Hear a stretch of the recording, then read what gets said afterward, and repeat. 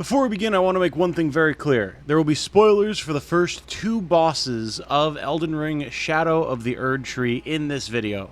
I say that because unlike some people on the internet, I actually try to, be mindful of what people have seen in this game when they're not even a week out from the release. So keep that in mind. My name is Tom, otherwise known as Titanium Legman, and welcome back to the channel.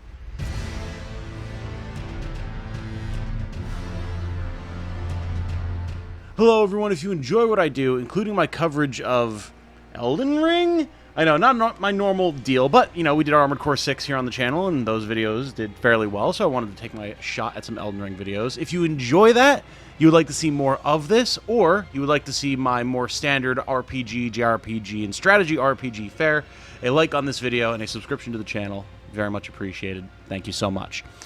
So what is the idea of today's video? I want to talk to you all about a new build that I've put together based off of some of the items that you can get early in the game in Shadow of the Erdtree. What you're seeing right now is my combat against Rellana, the Twin Moon Knight, in, I guess, what would technically be the second boss fight for most people in the DLC. Some people will skip past it, and one of the fights that I've been seeing people struggle with the most. I want to show this fight in relation to this build, largely because it really shows how having a different build setup can help you navigate a fight that is otherwise going to be really tough. So, what is the build? The idea here is that we're rocking the storm skills that the Divine Beast gear best synergizes with. On this weapon, my Lordsworn's Heavy Greatsword, plus 25, I have the skill Stormblade, Lost skill of Stormveil, surround armament with shearing storm winds that can be fired forward, can be fired in rapid succession. We are talking rapid here, check this out. You can fire these off extremely quickly for a very, very minor FP cost. You can do them out of rolls, out of back dodges, all sorts of fun stuff like that. It does very respectable damage. Like you'll be seeing in the fight with Rellana here, chunking for 1,000 damage a hit, which is not nothing when you can spam it at range and keep yourself out of range of her strikes, which is a big part of this build. There are plenty of storm skills that you can use. I also have, where is it here, a Black Knight Cleaver, or the Heavy Knight Rider Glaive, I should say, that has the skill Storm Assault. Similar type of deal. This is a close range version that puts a storm down on the ground that does a lot of damage and actually does lingering damage if enemies run through the wind while it's active. It's very nice. I prefer the Greatsword for most boss fights, but you can use either, and there are other storm skills as well that you can utilize. They're all over the base game. These are not DLC specific skills. You can very easily look up where you can find whatever ones you would like to use. Now, the reason these are so good is because of these two items, the Divine Beast Head and the Enraged, I should say, Divine Beast Talisman. What do they do? The Divine Beast Head is your reward for defeating the first boss of the DLC, or what is likely to be the first boss of the DLC anyway, the Divine Dancing Lion. This one is kind of funny. You'll be seeing a lot of people wearing it throughout their time with the DLC, largely because it gives an actually very respectable boost to strength and to dexterity, 4 to each, which is pretty dang nice. However, the main reason that we're using it here is this line here. Divine Invocation heightens intensity of the storm alongside strength and dexterity, but reduces the restorative effect of drinking from a flask of sacred tears. Focus is also troubled by wearing this headwear.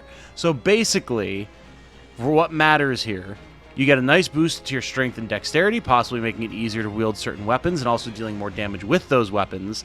And also, your storm skills deal more damage, but you get less restoration from your flasks when you're wearing it. It's also quite heavy. It's one of the heaviest pieces of headgear in the game, but it is also pretty dang resilient, so you're going to get some nice defense values from running it. The second piece here is the Enraged Divine Beast. This is a talisman that you can choose when you turn in the soul of the dancing dragon once you defeat it and go to the Finger Maiden, yada yada yada. This is one of the two options that you can select. It's very simple, raises the potency of storms. So this synergizes with the headpiece, so you can have both at once and deal the maximum amount of damage with these simple to use, very efficient storm skills and make them surprisingly powerful. With these two items on, you can use any of those skills to great effect to deal with various different bosses. To maximize my effectiveness with that, I'm running the following. Note, I do run a strength faith build, so I do have a lot of endurance, I can carry a lot of gear, I've got good strength, all that type of good stuff. So your results may vary depending on what type of build you have and what it is that you are trying to use. But I like to have a Great Shield on so that I can block and deal with any attacks that are going to be maybe not dodgeable, or I misjudged the distance to the boss and they're going to get some shots in on me. I don't know if I'm able to dodge. It also looks really funny guarding through the lion head. It's pretty hysterical.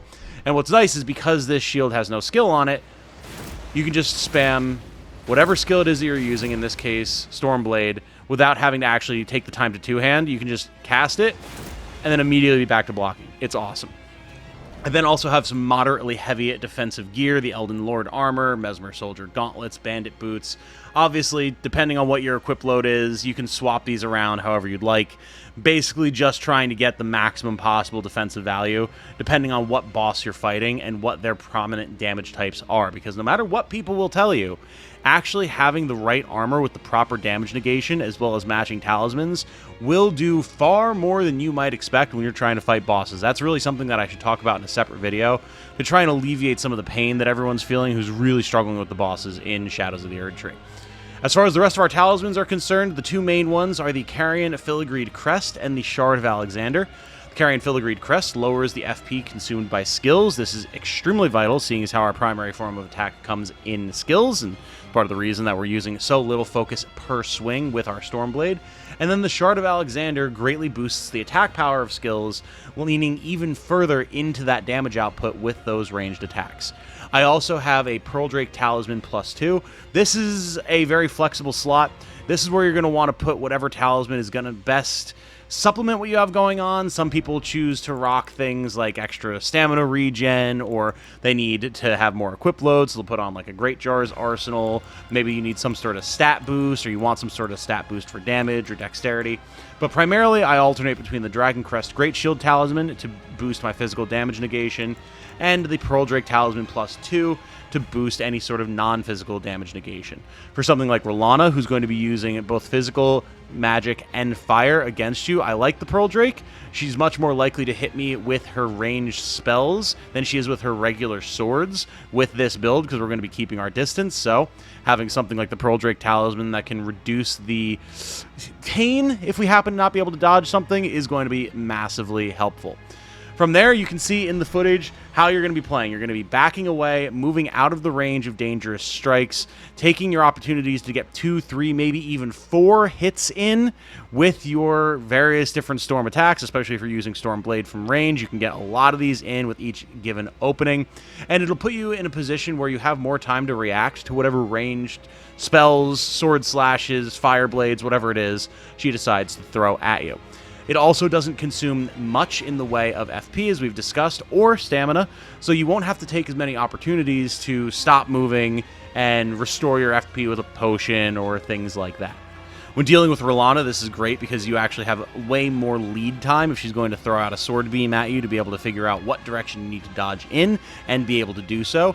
And you'll be able to get much more consistent damage in on her, as even when she is swinging at you, if you're able to quickly roll out of the way or run out of the way of her attack and then turn and get a swing or two off with your Stormblade, that's damage you probably wouldn't have been able to get in the middle of one of her combos if you were trying to go mano-a-mano, hand-to-hand with her, potentially literally if you're using martial arts. I won't show other bosses that I've used this against further on in the DLC to avoid spoilers, but I can say that this is not just a build that works on Rellana. I have used it to great effect against many foes who are very dangerous, close-range, aggressive physical attacking enemies. I don't know that I would have had as easy of a time with some of these bosses as I did if it weren't for this build, and considering that it is pretty simple to put together, I'm quite pleased. Now, of course, if you aren't rocking something like the Faith Strength build that I'm using, and as such maybe don't have as much equip load, whatever, that's fine. Especially if you're using Stormblade, this can go on pretty much any slashing, like sword-based weapon. So you can put it on something that's lighter than a greatsword and still be perfectly fine. It's going to work off of the scaling of whatever the weapon is that you're using, so you should always be able to get it set up in a way that's going to be conducive to your build. And I think you have a lot of good experiences figuring out how you can make the range work to your advantage. And when I say range, like, it's range. It's not going to be as long range as something like a bow, but you would be surprised the distance that you can get a good approximately 15 feet away from a boss, if not more, and you're still landing strikes with regularity. You don't have a lot of recovery time from each attack. You're quickly able to roll out of it if you've mistimed when you try to use an attack.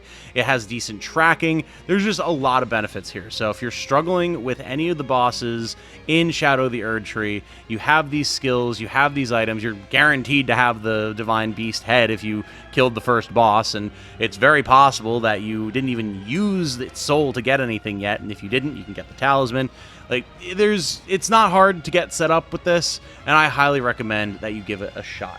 If you do so, do let me know down in the comments. I would love to see how some of you may or may not be using this build. If you have variations of it or builds of your own that you'd like me to check out, leave all those in the comments as well. Hopefully this helps some of you out in your journey through the Land of Shadow, and I have plenty more Elden Ring videos that I'm interested in doing, so let me know if that's something you'd like to see as well.